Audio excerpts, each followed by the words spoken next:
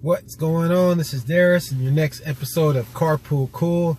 What do you do when you get a stinky Uber or Lyft passenger in your car?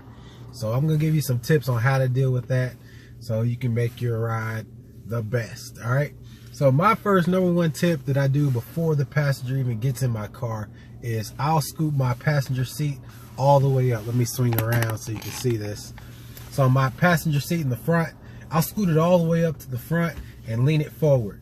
So before they get in the car, I do that. So by the time they approach the car, they'll see the back seat on the passenger side. They'll see it wide open. That'll be more inviting for them to get in the back, which will keep them furthest away from me. So that way, you know, I don't know if they'll stink or not, but just in case, I don't want them close to me. So that's my first tip. I do that as a preemptive strike to avoid the stinkiness. All right. Second step that I do is I'll crack a window. I'll crack my sunroof. I got a sunroof up here, so I'll kind of let that open depending on how windy it is outside. I'll crack that open as well. I may even crack their window if it gets bad enough.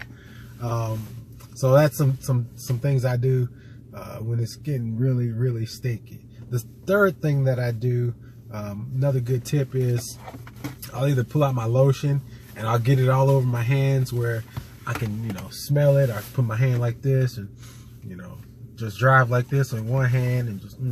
So I'll be smelling my lotion. I'll spray my fingertips or my hand or my wrist with some cologne, just so I can, you know, kind of smell something that's not terrible for the next 5, 10, 15 minutes, however long they're going to be in the car. So finally, when they get out, I'll take me my bottle of Febreze. Let me pull this up for you. I keep this with me at all times. I keep it right under my driver's seat. So I take a bottle of Febreze just like this, and I'll spray their carpet. I'll spray the front, back, and everywhere where they put their feet in the carpet, and I'll spray that. So when I get back in, or when the next person gets in, they won't smell the odor. This will eliminate those odors. And then sometimes I'll even, if I have time, I'll take a Lysol wipe and wipe their seats down, because chances are if they stink like that, then there probably maybe something that's not clean with them. So I want to make sure I Lysol and disinfect that whenever I get the chance. Let's see, final tip, and the biggest tip of all, and a lot of riders don't know that you can do this, is after the ride is over, I'll actually go into my Lyft app.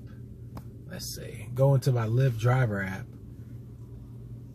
and after the ride is over, you can actually rate the passenger. Okay, so you see this got the 5 stars, and I know this is sideways, it's gonna look a little crazy, but you can actually rate them 1, 2, 3, 4, 5 stars. Anything under 4 stars, you'll never be matched with them again. So you can give them 5, you can give them 3, however you want to do it. So for that passenger, I actually gave them a 3-star rating.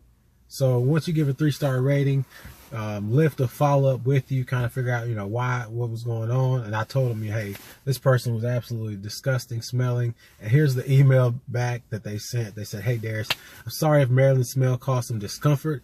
I know how important a good personal hygiene is, especially in a shared ride. Thanks for being professional about it by completing the request despite the experience. You don't have to worry about sharing a ride with her again. Since you've given a rating below 4 stars, the system automatically unpaired the both of you. Don't hesitate to reach out again if you have concerns. Stay safe on the road. So that's the biggest tip, is to, when you finish the ride, just go ahead and go ahead and try to finish the ride. You know, push your way through it, finish the ride, hold your nose if you have to, and as soon as they get out, spray it with Febreze, Lysol it down, and rate them. Say, hey, tell them the situation.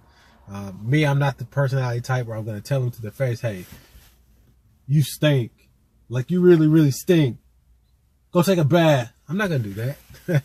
That's rude, you know. That's not my personality. So I'll tell them in the Lyft rating. So then next time they go to request a ride, instead of having a 5.0 as a passenger, they'll be 4.2 or 4.3 or whatever it is lower. So the next driver will know, hey, something's wrong with this person, something's going on. And then I guess if it gets bad enough, If the smell isn't taken care of, whatever they're dealing with is not taken care of, then they can actually not be allowed to take rides. So those are some quick tips on how to deal with stinky passengers when you're driving for Lyft or you're driving for Uber. Make sure you go to my website, carpoolcool.com. I'll be putting out more tips and more suggestions and tricks and ways to make more money and have better driving experience while you're driving for Lyft and Uber. And also look for free rides on there as well, or sign up to become a driver if you have not done so yet. All right, thanks for watching, thanks for subscribing. I will talk to you soon. Peace.